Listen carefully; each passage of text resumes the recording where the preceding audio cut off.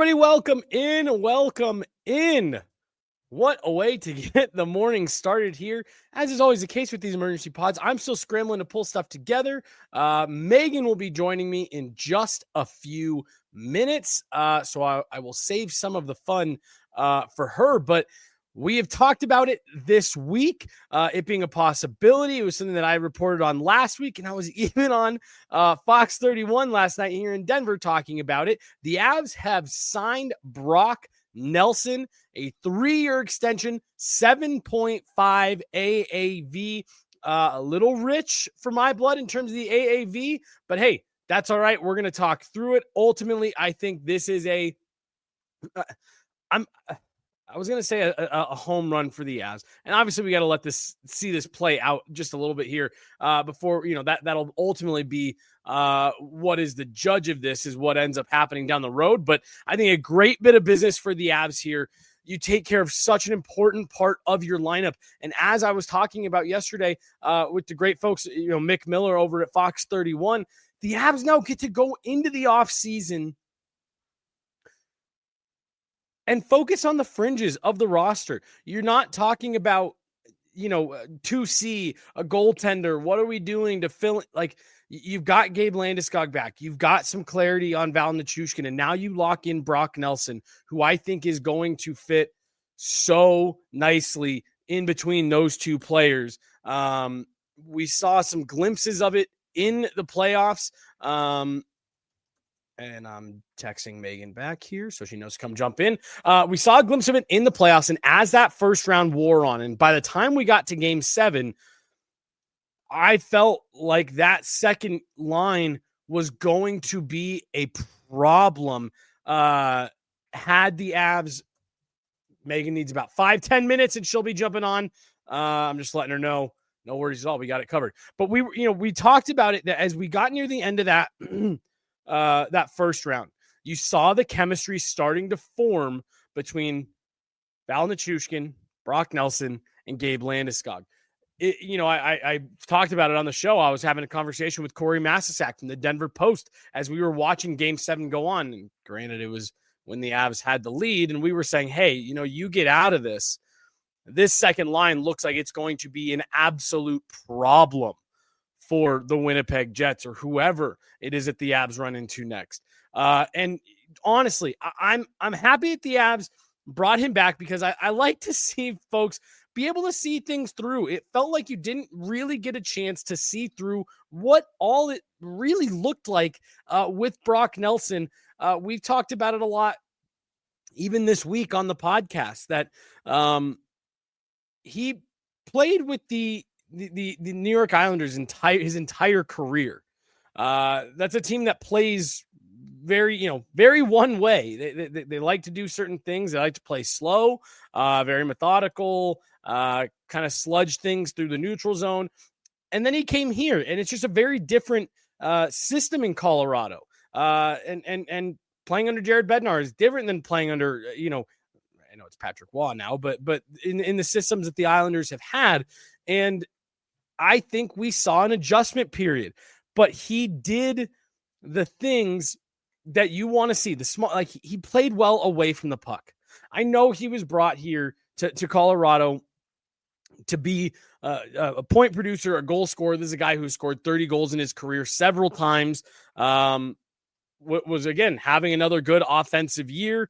And that part didn't fully pan out. Let me actually get that pulled up in front of me. Like I said, I had a few different things pulled up here. It didn't fully, bear itself out maybe the way that folks were hoping it would. Brock Nelson to come here and be this big offensive, spark. Just 6 goals in 19 games for the Avs. No goals in the first round of the playoffs through the 7 games. But again, he showed up to Colorado with 20 goals to his name on the season, and really still with 20 more to go. A lot of folks thought that he could get back to that 30-goal mark, but in the seasons leading up to this, 34 goals last year, 36 the season before, 37 the season before that.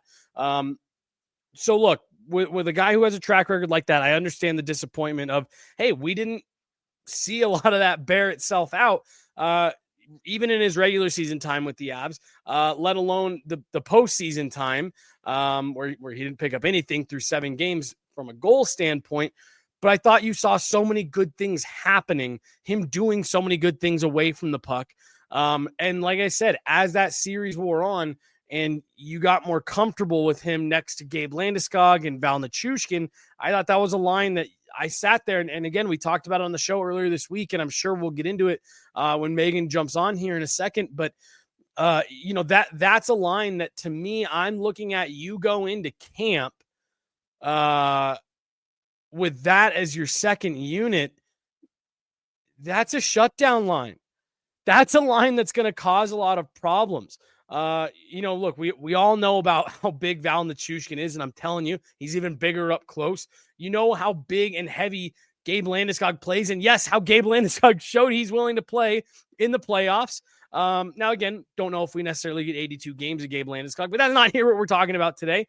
And now you add 6'4", 212 Brock Nelson in the middle of that for an entire season. I think that's a really, really intriguing second group. And now it kind of gives you the flexibility to take a couple different looks with what you do up top with Nathan MacKinnon. I think the obvious one is you go Nathan MacKinnon with Marty Netchis and Arturi Lehkonen, and you feel really, really good about the mix that you've got in your top six. But and again, I'm going to wait on some of this stuff till Megan jumps in for us to talk a little bit more about it, about what some of the other options are.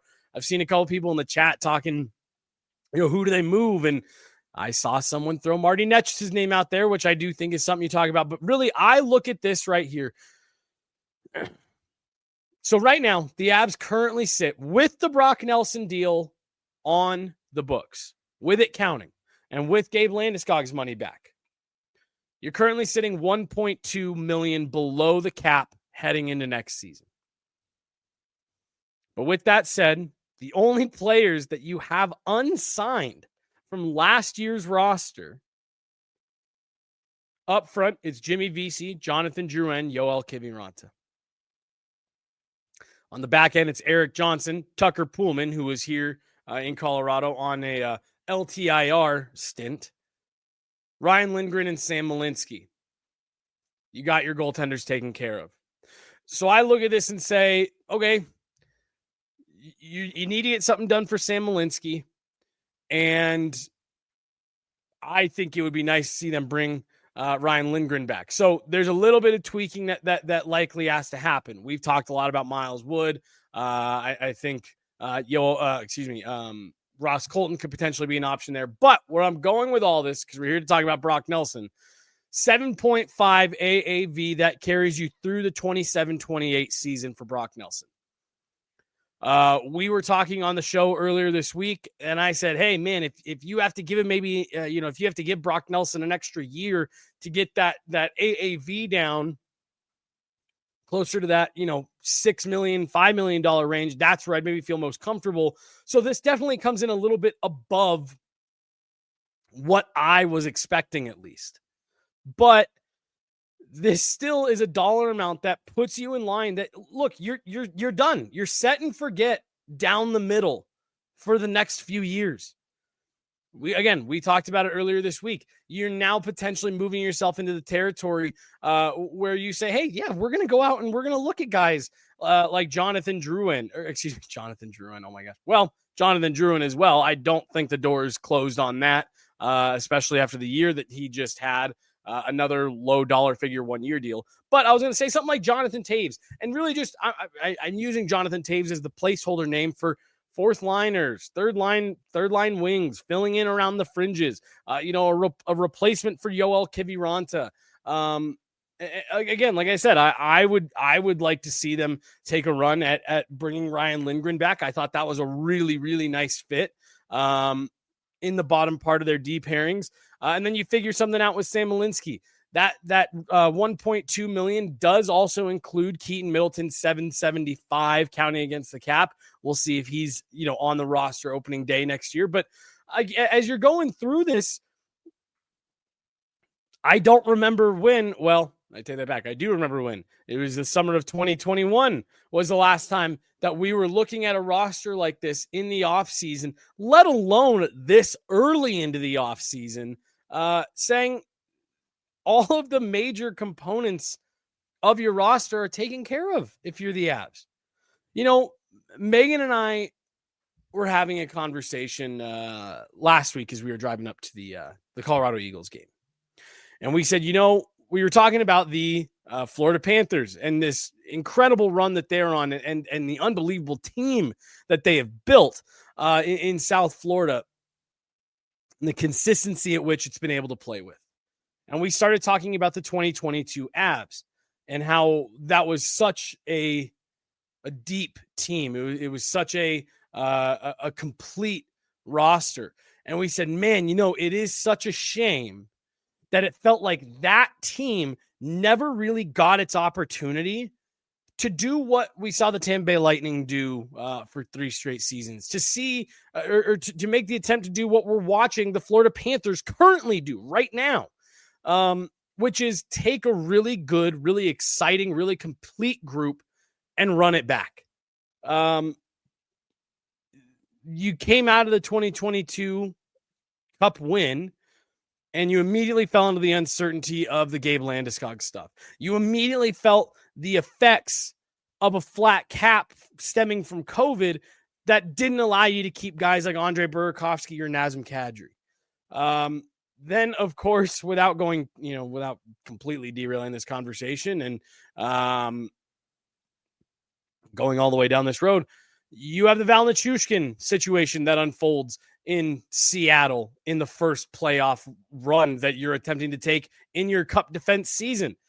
And then the following season, you're still dealing with the Gabe Landeskog stuff. And now you've got goaltending question marks. And oh, by the way, in that first tile defense season, you were going with an Alexander Georgiev who, while he played well that first year, was in a prove-it type season. No one knew if Alexander Georgiev was going to be able to carry the torch for the Avs and lead them to a title defense season. And then you're dealing with Gabe Landeskog again and the Val Nichushkin stuff again, and even more uncertainty from Alexander Georgiev again the following year. And now this year, you run into the Dallas Stars, and we'll save that conversation for another day. But I'm looking at this roster here, and I'm saying, if your big rocks that you've got to move going into the offseason, going into the draft, free agency, we've got to take care of our own internal business on a guy like Sam Malinsky. We got to decide what we're doing with Ryan Lindgren. And then we got to make some tweaks, maybe move a contract out to give ourselves a little bit more flexibility. And then otherwise, we're just fixing around the fringes. This Brock Nelson deal, it's more than just the Avs solving a 2C problem, which you don't have anymore. You're solving a problem of this organization needed to go through a quiet summer where you know what you're going with, you know what you're going at this with next year. You don't have the large question marks surrounding Gabe Landeskog. I'm going to continue to temper the expectations on Gabe Landeskog going into next season, not necessarily from his ability to play standpoint, but from the availability. We could be looking at a load management type situation with Gabe Landeskog next year. So I don't want to get too carried away with that, but you've got a level of certainty. You know that Gabe Landeskog is going to be available to you to some extent next year. You feel a lot better about where you're at with Val Nichushkin right now than you felt the last 2 summers. Really, last summer, so much of our conversation surrounded, what do the Avs do with Val Nichushkin? Do you keep him?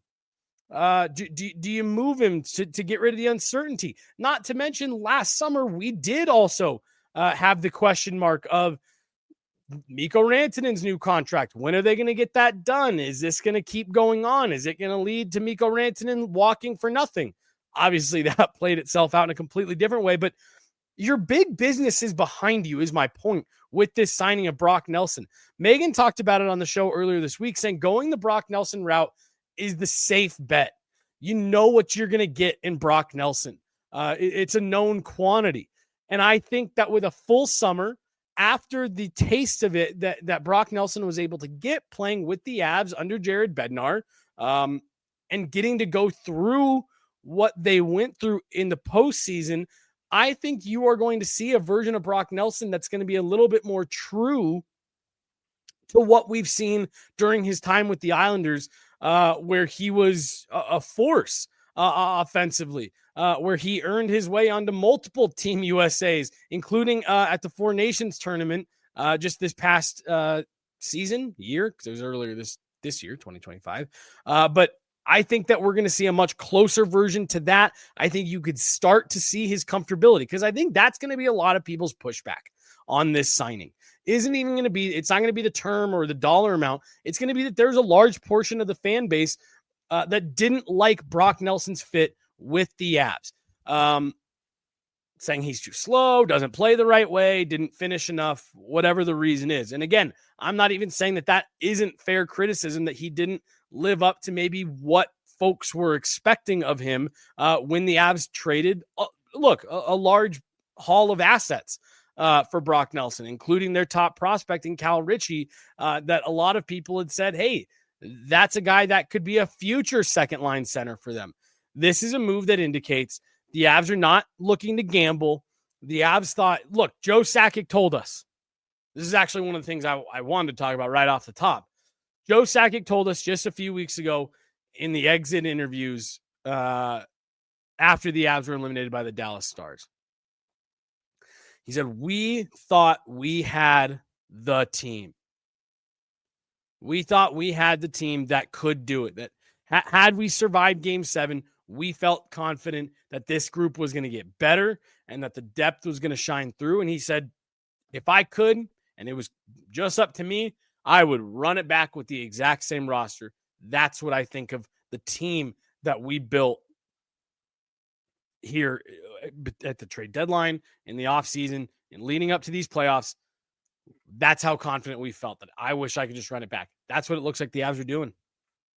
We've talked since the Avs were eliminated, saying, I think the Avs are going to go one of two ways here.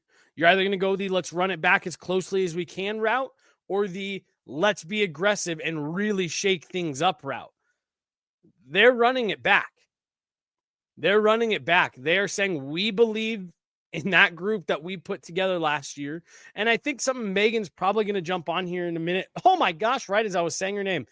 Something that Megan's going to jump on and talk about, I'm sure in just a moment, is that scar tissue part of it that we have talked about, of going through the ups and downs, going through a brutal loss and seeing that together as a group. It would have just felt like such a shame for Brock Nelson to go through that with this group and then to see him walk somewhere else and not carry that scar tissue forward.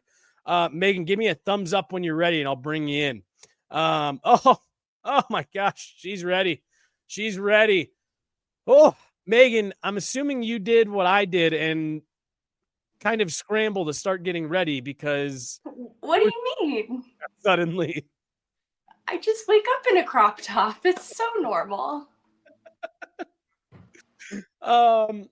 Megan, I've kind of just been setting the table for it a little bit, because I know that you and I have talked about this all week. So this was something that was definitely on our radar that we knew was possible. We've had conversations about it on the pod, off the pod. I guess let me just start with what are your first thing in the morning thoughts on the Avs getting this deal done? Definitely a higher AAV than what you and I had discussed earlier in the week. Well, hilariously, when we discussed it, right, I had the floor and the ceiling, and I had my ceiling at 7.5. I said, he can probably command 7 to 7.5 from another team, but that would be a bit rich for what I'd like to see the Avs pay. And similarly, we were talking about term, and we're like 1 to 3 years, and no more than that. And so it's funny that it came in on the high end of both of those things. Yep. Though 3 years doesn't raise my eyebrow at all. I actually prefer, if it's going to be a little bit rich in AAV, you get the 3 years out of it, a little bit of runway, because something that I was thinking about while I was getting ready, I woke up like this, is... Right. When you were getting ready at 5 a.m. Right. I know.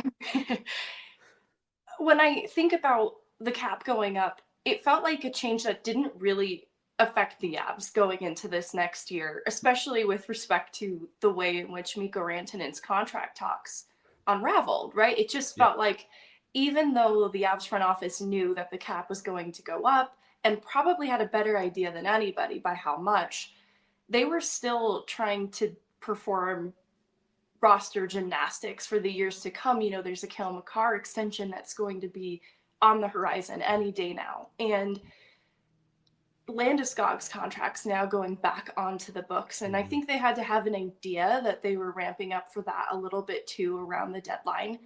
And so with Brock Nelson, that 7.5 probably is a bit outdated. Like in this new market going forward with the cap increase, the demand for a centerman is high. And we're looking at teams like Toronto talking about trying to find their own 2C and moving on from Tavares. And I remember that put into perspective just how difficult a position this is to find and how finding good people for it is so hard to find. And so the new market value for a second line centerman probably went up more than I was giving it credit for, is where I'm going with this. And so 7.5 being kind of that ceiling, that threshold for me, maybe I wasn't even giving the ceiling enough respect that it deserves with the difficulty to fill this position.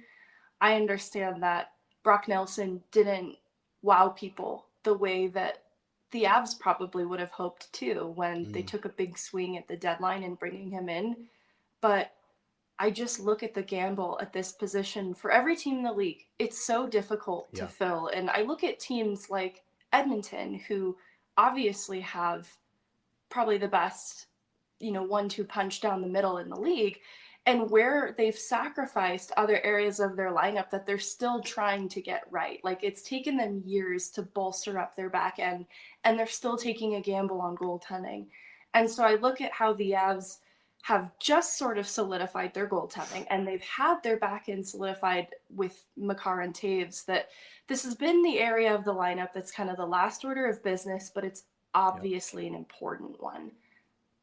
I'm okay with Brock Nelson and the extension in Colorado. I think that there's a lot more room to grow than people are giving credit. It's an older player. I think that's where people get torn up. But someone in the comments mentioned Nazem Kadri's year 2 and 3 in Colorado. And I think it's significant to wait and give Brock Nelson a full regular season of runway to really decide how we feel about this, because it's an otherwise good piece of business. The sample size we were given, I understand maybe that's what didn't jump off the page at you, but Brock Nelson is such an established player that there is so much more in his body of work to evaluate off of that points to a much safer fit in Colorado than, say, Casey Middlestat, who they took a different sort of gamble on.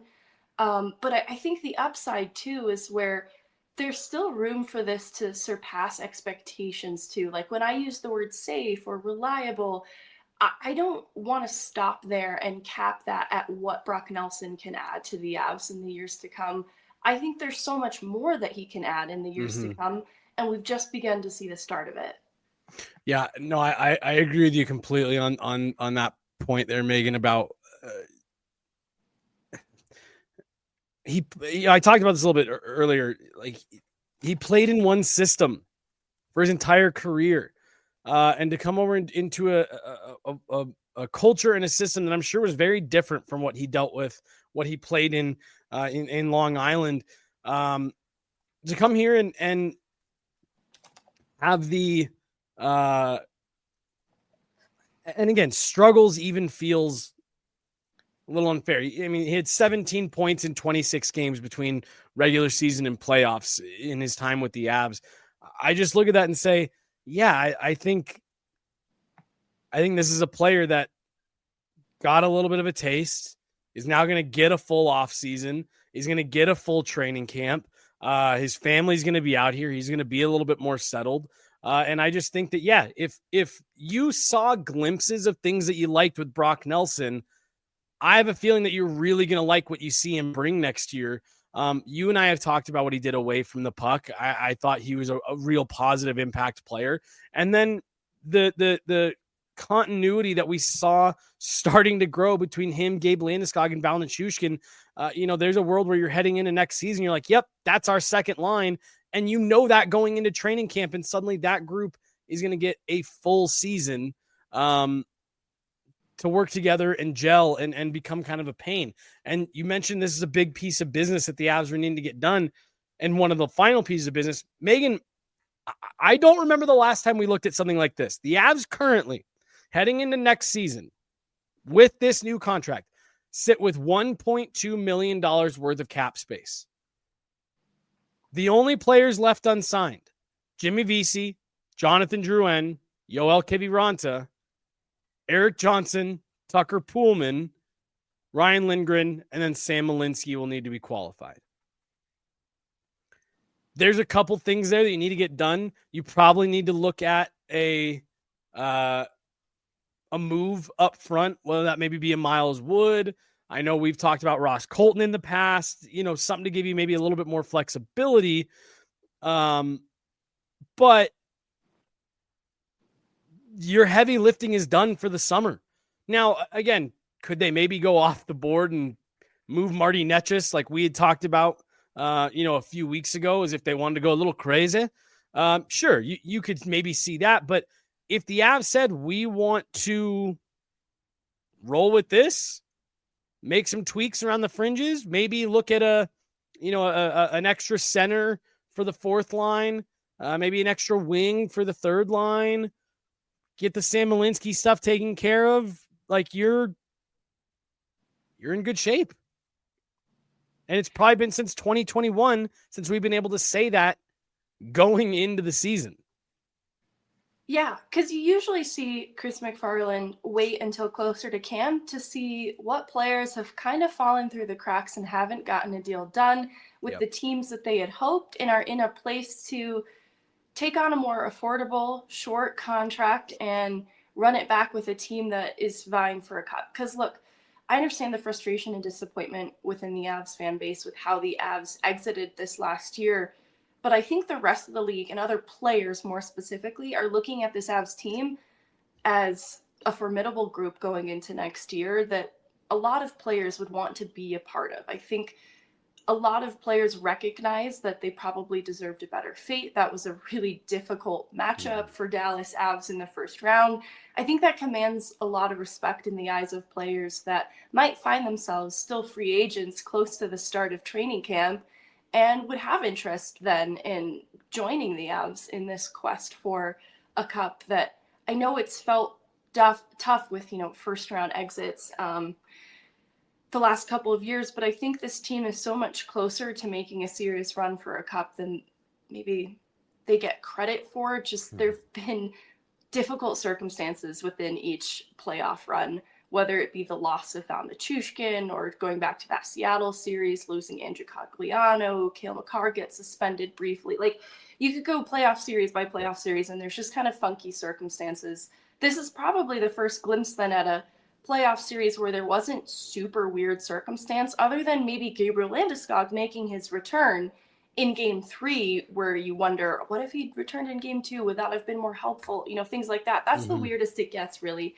And so I think other players would have a lot of interest in joining Colorado. And so I don't think this is the last piece of business for Colorado, because this top 6 relies on Jonathan Drouin agreeing to another team-friendly contract.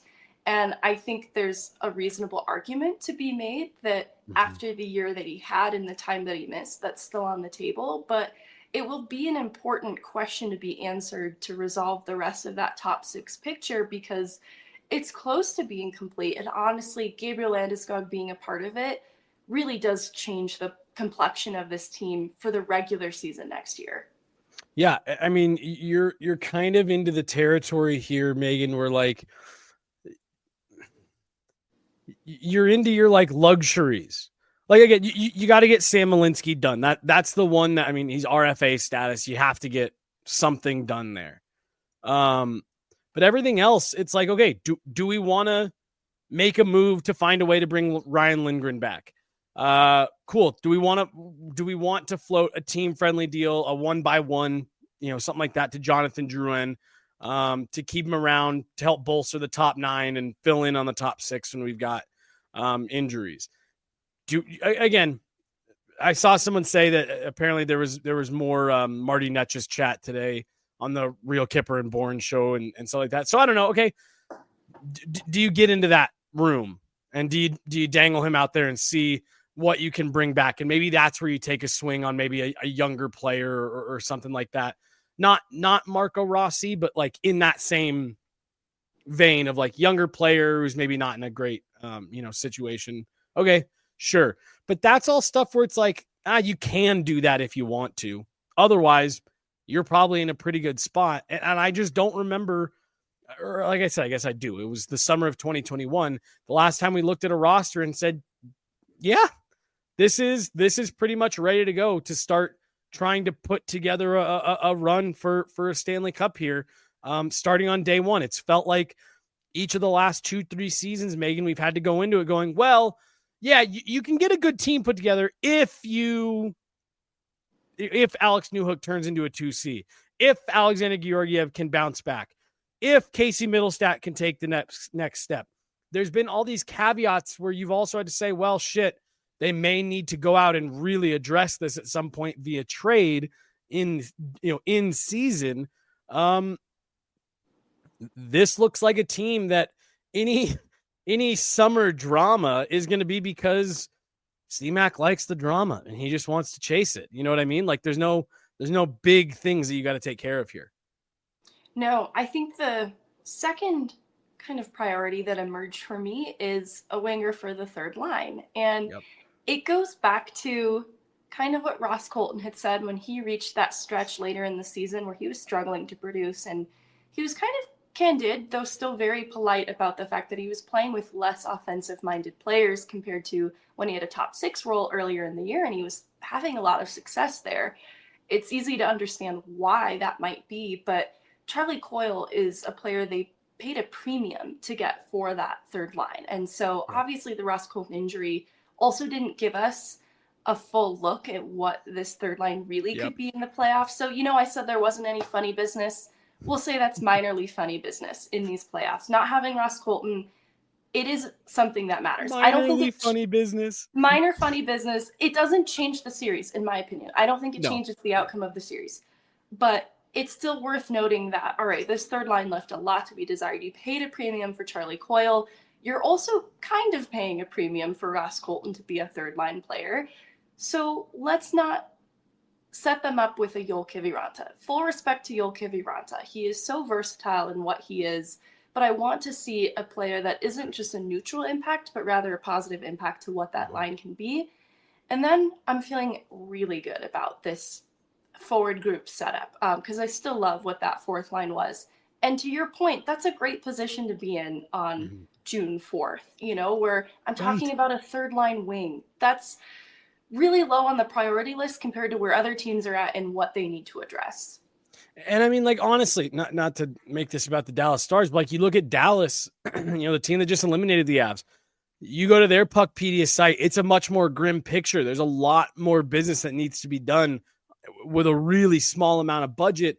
Yes, the Avs are down to 1.2 million in space right now on June 4th. But again, there's pieces that we're looking at saying, you could find a deal there. You could maybe find yourself some more flexibility there. Let me ask you this one, Megan. And I know part of what you were just saying was we didn't get a fair shot at this. Let's say you move Miles Wood and you free up 2.5 million more worth of space and you get Jonathan Drouin re-signed. How do you feel about Lehkonen, McKinnon, Netchus, Landeskog, Nelson, Nichushkin, Drouin, Coyle, Colton, O'Connor, Drury, Kelly? I'm worried Druid's miscast on the third line. It would require an identity. I don't want to say change because I think that Druin has been very adaptable in building parts of his game different from what he was successful at earlier in his career, going back to his first year with the Avs, where I'll also point out it took a full season for us to really fall in love with Jonathan Drouin on the Avs. But I also don't want to overreact to what I saw in a third line role from Juin in the playoffs because it was a brief sample size. Yep. But it did feel like a little bit of a stylistic mismatch for Juin. That I'd be willing to entertain it if it came with that same work that he put in his first year to kind of round out different parts of his game. Because right now, though I love what he's added, it's more dimensional than before. I still don't know if it's blue collar enough for the style of hockey that Ross Mm-hmm. Colton and Charlie Coyle play. And I don't know if he can get there because what he is, this high IQ playmaking guy, is definitely needed and wanted on that line. But can he match the energy that is that line? Or can what his energy is? Because I think he brings a level of calm to a line, whereas Coyle and Colton are kind of chaos, little bundles of chaos. That could maybe be a complementary thing, but the early returns of it didn't convince me of that, and I'm Yeah. nervous. Well, and my thought process on it was, what you've talked about a couple times with Ross Colton making the comment about like I'm used to playing with maybe some more offensively minded players. I don't know. Does putting Ross Colton with, Charlie Coyle, who's scored 20 goals before, and a guy like Jonathan Drouin, okay, does that make Ross Colton a little bit more effective? But I am with you that Jonathan Drouin is such a great playmaker. Is that giving him enough offensive weapons to work with? I don't know. I look at that and say, well, that's a way that you could run it back the way that Joe Sakic wanted to, without having to get into, free agents and stuff like that. But I'm with you. I don't know if that is, the best use of even $1 million. With all due respect to Jonathan Drouin, who you and I have both talked about, like I love as an individual. He's one of my favorite people to talk to in the locker room. I think we've seen him be highly effective with the Avs. I don't know if that is the right fit for him, though, to your point. I take some of it back though. We really didn't get to see Ross Colton and Drouin together. And I don't remember in the top 6 opportunities that Ross Colton got. I imagine there was some opportunity with Jonathan Drouin that helped both of them to find success because Ross Colton in the top 6 role earlier in the year was great. So I take some of that back because we were robbed of seeing it because of the Ross Colton injury. We didn't get maybe the full effect, but I do think finding the right partners for Ross Colton to get the best out of him is really important, especially hearing a player talking about it. You don't want to put that on the back burner too much either. So I walk some of it back. I'm not sure though that you can get Jonathan Drouin for $1 million. I Yeah. would love it. I think coming off a 1 by 2 mil contract, it's hard to imagine him taking less than 2 mil again. Yeah. But you don't want to mess with happiness, like Alan Walsh said. So if he is happy and now he's a father to 2 little ones, maybe planted some roots here in Colorado and doesn't want to uproot, perhaps that could still be of interest to him. He's also, and he's talked about this before, he's made about $40 million in his career so far. And so to your point, Megan, like I remember him talking about that last year with, you don't mess with happy, like him saying like, I've been really lucky. I've made a lot of money in my career so far.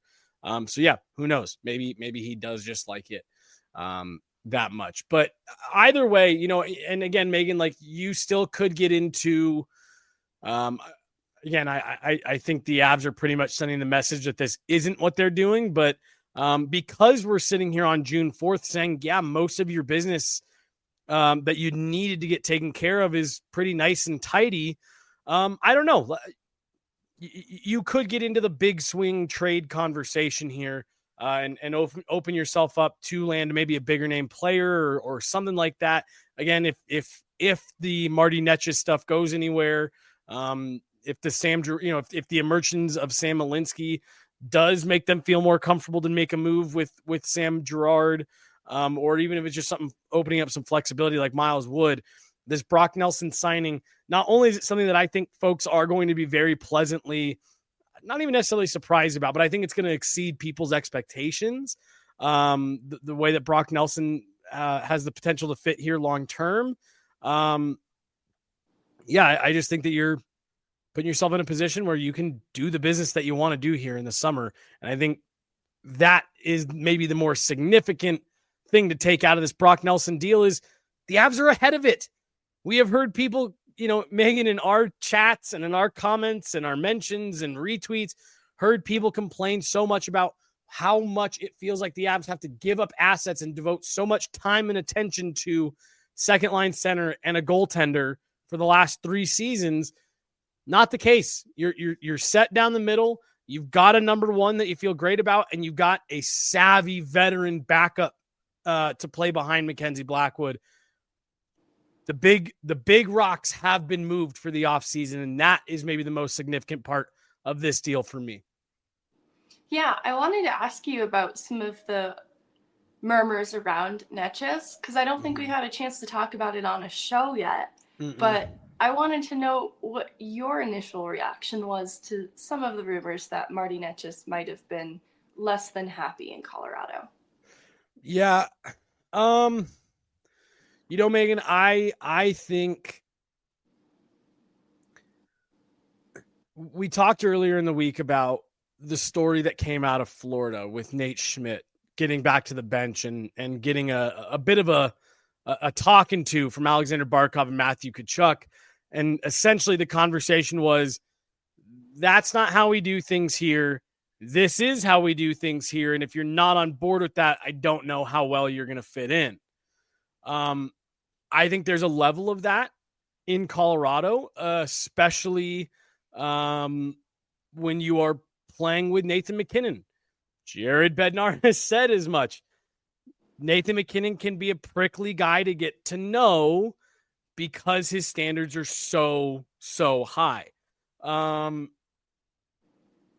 not going to run with it fully and say, I don't think he was happy here, but I think that there was probably a bit of a culture shock. There's a different level of expectations, like I said, with the Avs and when you're playing with Nathan MacKinnon. And I thought it looked pretty apparent that there was a struggle to transition for Marty Necas in the playoffs. And that is what originally led to you and I saying, I don't know, do you maybe look at shopping this guy around to see what you can't, get back for him in the summer if you don't think he's going to fit? I do think there was a potential stylistic fit that wasn't quite there, that maybe didn't show itself right away. I know there were parts of his game that the organization wasn't super happy with in the playoffs. Not being that kind of dynamic offensive threat that we saw at times throughout the season. So I don't know. I'm not completely shocked that it's not the picture perfect fit.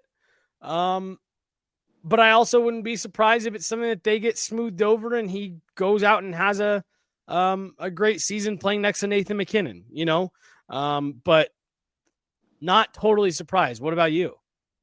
My initial reaction was that it's purely an outside observation. Like, it's not informed by anything that Marty Necas has actually said to anybody, and that you could look at some of the struggles he had in the playoffs and you could speculate, maybe this hasn't been a great fit for Marty Necas. And there was some frustration from him. But the way that I read this situation, being someone up close interviewing Marty Necas, being in that room, being around him, I absolutely detected frustration with himself. And I did not get the sense that he was unhappy on this team, but rather wanting to be more of an impact and a difference maker, and frustrated that he wasn't able to. And I also have a lot of respect for the ways in which he struggled in the playoffs. I know that sounds like a silly thing to say, but what I mean is the way in which he struggled, I've talked about it before, seemed like a player who had received messaging about what he needed to be if he wanted to play Avalanche playoff hockey. And that was going to be a player that completed his hits and played a little bit heavier, a little bit more physical.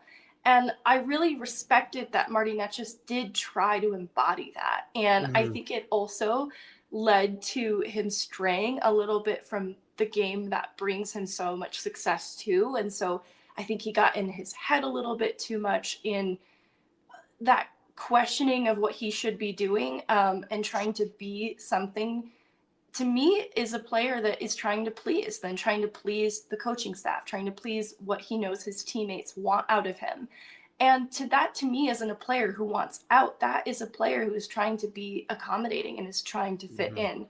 And more than anything, I want to see Marty Necas reconcile those two things and find the right balance of playing Avs style hockey, but still being Marty Necas, because there's a reason that the Avs wanted him. But they, he's here to be Marty Necas. And so I read this so differently. I don't think that he was unhappy playing here. And I imagine that there is also a little bit of a learning curve too, with just the different culture around this team, with players like Nathan MacKinnon who do hold you accountable. But I've never viewed that as a bad thing. Like hearing Jack Drury talk about how much he really appreciated this fact about Colorado, I'm not going to overreact and panic about Marty Necas in Colorado. If anything, I see a player who's really eager to please, and I still have interest in him on the Avs past this season. For sure. I think I think he's a player that, like I said, look, it because of what you were just talking about, it didn't quite feel right for Necas in the playoffs. I that by no means, like, that to me is why the conversation, at least among us, cropped up of like, I don't know, do you see if there's something more intriguing out there that maybe fits you better? But I'm with you. I think in the same way, what we were just talking about with Brock Nelson, like there was so much of that trade, the focus was on Mikko Rantanen and how it affected, which understandably so, and like how it affected him and how that was tough for him. Marty Necas is also a player that played in Carolina for, a long time, and got dropped into Colorado in the middle of the season. In the same way that we were talking about with Brock Nelson, like, hey, full summer, full training camp, now having expectations, knowing what to expect. I think the same thing for Marty Necas. I think there's a great chance that he comes into next season and has an outstanding year riding shotgun next to Nathan MacKinnon and, earns his contract extension and all that. But I wasn't fully surprised to see other folks starting to pick up his name and have it float around out there. But I'm with you, Megan. I definitely have interest in this player beyond what we just saw, because I did think that we saw several stretches and flashes where he was a real difference maker in the way that at times, not in the playoffs, the way that he helped reshape and change the look of that power play. I think it's something that they're going to lean into and dig in on a little bit heading into next year, assuming Marty Necas is still around. But Megan, what other thoughts do you have on Brock Nelson, or just the way that this kind of impacts the Avs the rest of the summer, or just the rest of the roster? Yeah, I know Landeskog could put on his Instagram just a nice message about the number of days it took him to get back. I think it was 10:32, and just his excitement for what's to come. And coupled with the Brock Nelson extension and what we saw that line, the early results of it in the playoffs, I have a lot of excitement about what a Landeskog Nelson second line with a Val Nichushkin could look like for the Avs with a full season of runway to do it. And I know I didn't talk about this on this pod specifically, but heard you talking about it at the top. I think it'll be so important for Brock to get more emotionally invested in this team, to have some certainty now, 3 years in Colorado. He can start planting real roots. He has clarity on his family and can get them settled properly and start the season in his own home. I think that's going to make a huge difference for him to start then getting emotionally invested. And I don't want to suggest that he wasn't, but losing with a team too, we talked about how that's necessary to form scar tissue. I have to imagine that also left this unfinished business aspect for Brock Nelson personally, that he came into this group and you heard everyone around the locker room talking about how they felt they really had something special going into the playoffs with the group that had assembled. And I have to imagine Brock Nelson felt that too. And then was left wanting more, like unfinished business with this group specifically, especially because of that special sentiment around the room, that I'm excited to see then with a year to really forge that brotherhood that I talked about. I think it's going to make significant difference come playoffs next year. Yeah. And then two things for me. One is, and it's being talked about in the chat right now, face-offs. Brock Nelson, you locked up a good face-off guy here for the Avs.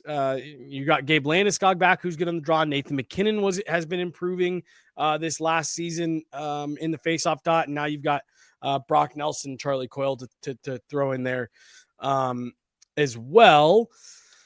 Ooh, and then there was one thing that you just said at the end that sparked a thought for me about Nelson with this group, and it fell out of my brain because I got so excited about face-offs. I got so excited about face-offs. I don't think it's a small detail. As the numbers rolled in for the final 10 game segments following the trade deadline, there were so many metrics that the team improved on, and you could source it back to them getting stronger down the middle. And so, yes, that's about winning face-offs, but it's also just what each of those players does away from the puck. It's Coyle, it's Drury, it's also Brock Nelson. And we talked about it already. I think it's an understated part of Brock Nelson's game that he's a really responsible two-way player. And I think that you don't want to... There's a better expression than throw the baby out with the bathwater, but I know the playoff results have influenced a lot of perspective on Brock Nelson, but you look at the regular season numbers and maybe the production didn't jump off the page coming out of the regular season, but defensively in the possession numbers just continue to excel for this team that's already a possession team, but just fewer mistakes, fewer chances allowed. And I really directly source that back to getting stronger down the middle, and Brock Nelson kind of heading that up from the top with Nathan McKinnon, of course, sort of leading the way.